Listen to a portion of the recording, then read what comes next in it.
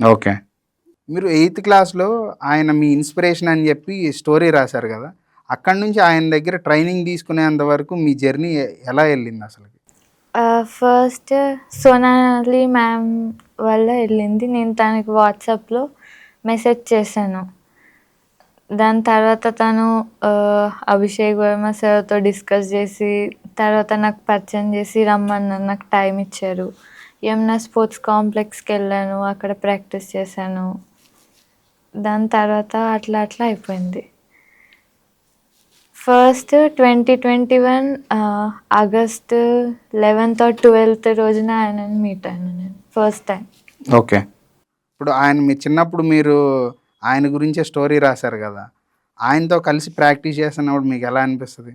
అప్పుడు నేను ఆయనతో కలిసి ప్రాక్టీస్ చేస్తానని అనుకోలేదు. ఇప్పుడు చాలా సంతోషంగా ఉంది. ఆయన దగ్గర గైడెన్స్ తీసుకుంటున్నందుకు.